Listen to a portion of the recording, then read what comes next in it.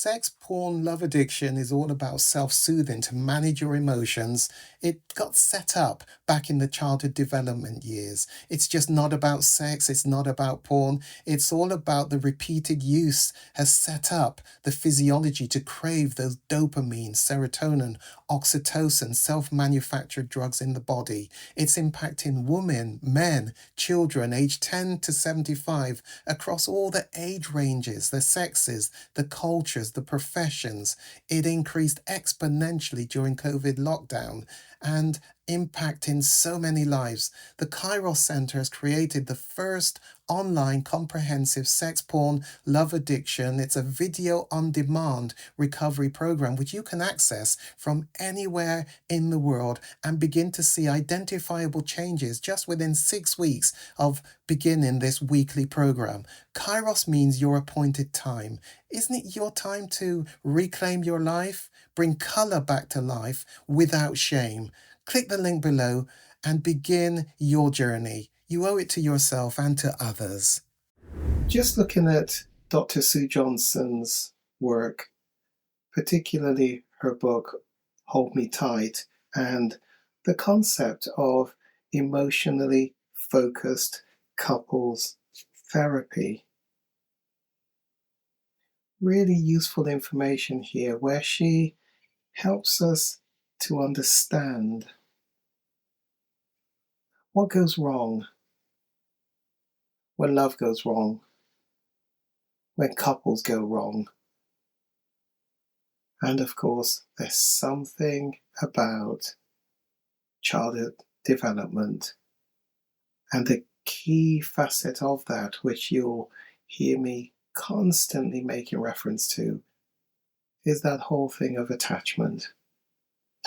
What is really good is that so much of this material reaffirms what I've said, which is over 90% of the couples that come into my practice are actually in conflict because core emotional needs are not being met. So in her book, we see couples getting into conflict in a dance of words and emotions, mostly because of attachment fears, fears of being abandoned. The conflict of words, arguments, is rarely about the actual subject matter in dispute.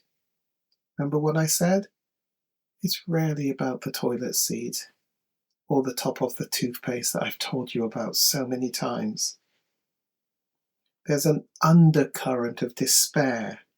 All of us as human beings have the same basic need for connection.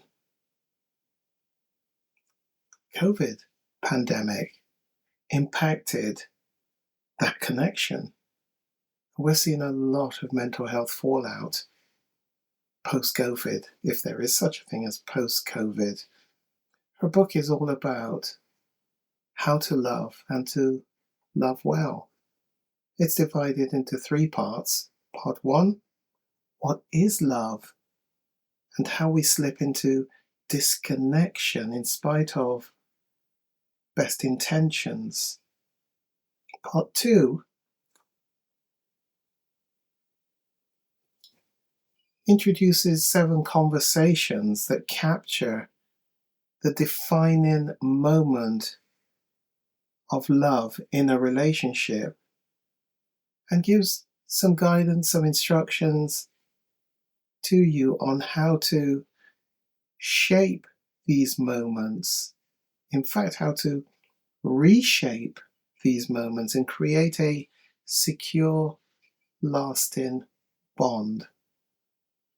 There's some case histories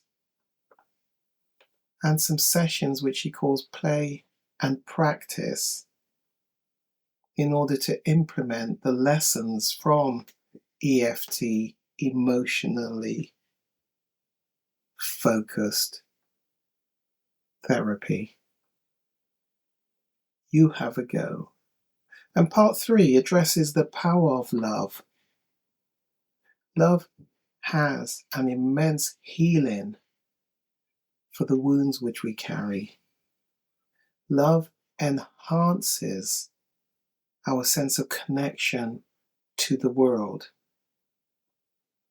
A loving responsiveness is the foundation of a truly compassionate and civilized society, she says. Let's look a little bit more at the material in that book that you will experience for yourself when you purchase a copy. Emotional drama is so often played out between the couples in distress. There's an emotional bond which is disrupted.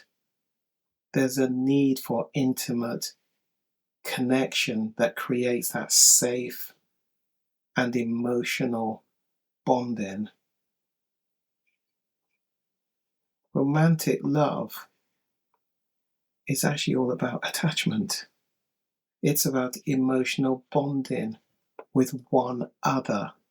It's all about our innate desire to bond, which is wired within us. All of us have it and we depend on it. We try and avoid it. Stuff happens back in the past where we even try to avoid it. But we need it. Emotional connection. And we need to bond with one other that provides that emotional connection, which brings comfort and other emotional needs, other core emotional needs. The couple relationship is a bargaining transaction. We're all trying to get our needs met.